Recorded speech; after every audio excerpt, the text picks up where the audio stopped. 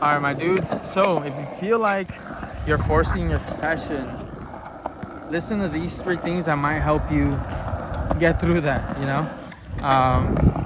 We gotta accept, and this all comes down to accepting the situation or the session for what it is instead of for what you want it to be. So number one is, think of flowing the park instead of trying the hardest tricks you can do. Trying the hardest trick you can do to make yourself feel like you're good at skateboarding or whatever that is.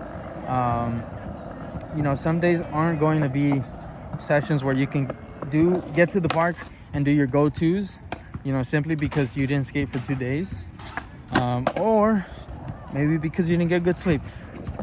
Many of these things, we don't even know we're in control of it, so they seem like uncontrollables, and it just leads to some inconsistent, some unfortunate sessions. At least that's how we think of it, right? But really, on top of being able to learn from those experiences, you want to just accept them for what they are, right? So feel like flowing the park. That's number one. Number two, reduce those expectations, because like we mentioned, you're not going to get to the park every day and be able to do all your tricks.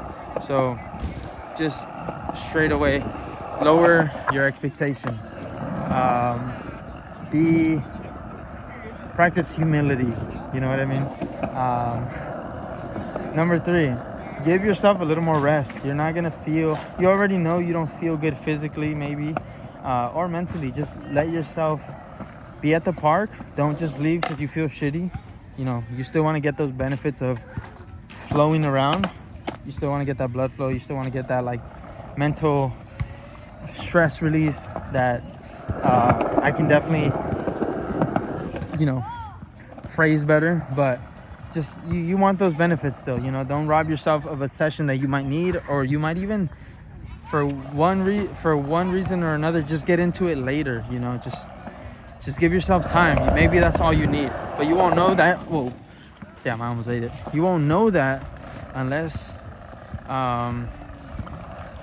you just give yourself that time to be at the park, even with those longer rests. Sometimes there's been times where sometimes I'll chill at the park in 2-minute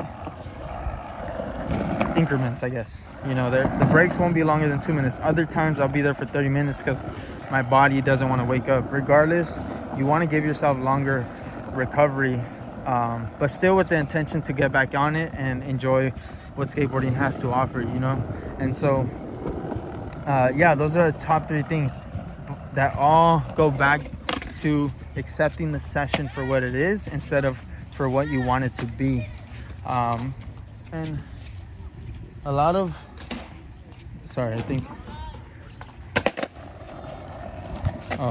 and a lot of this comes from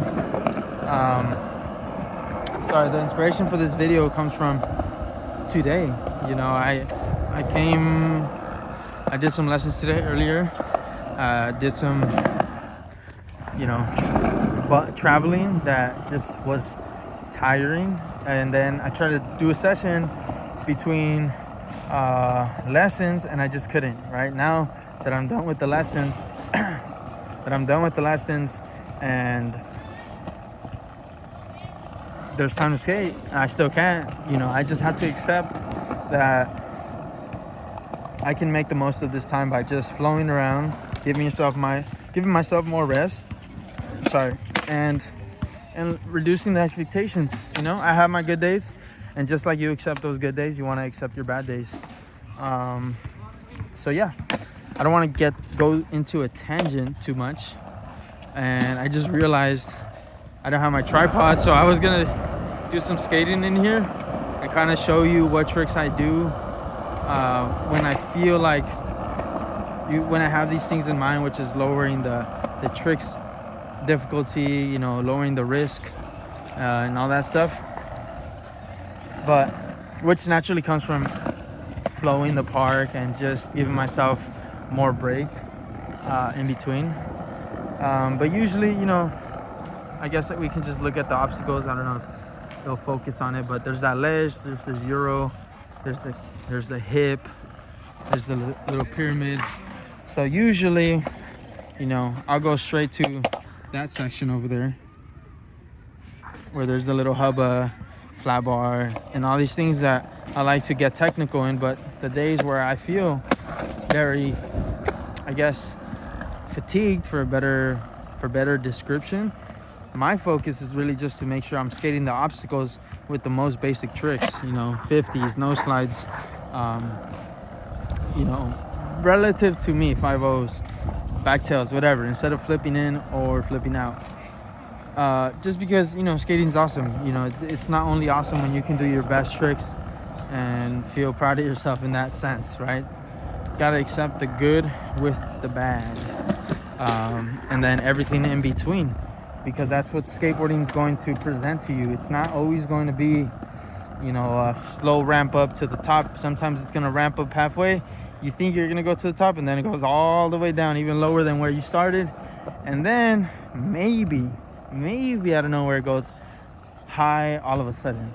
You never know. But regardless, you got to be open to it all, because that's a part of the process. And if you talk to any skater who's been skating for a long time, and is truly passionate about it, they're gonna tell you something similar, or something with similar sentiment in terms of just enjoying the process, because that's where everything's at. So having said that, I won't drag on this video too much more, but there's gonna be way more. And what's sponsoring this is me, my coaching. So if you're interested in coaching, anything from learning how to drop in for the first time, first ollie, to learning how to, or improving that control that you once had or never had, I'm here. Hit me up on Instagram, profe.carlos, and I'll see you in the next video, guys. Thanks for watching. You're awesome. Peace out.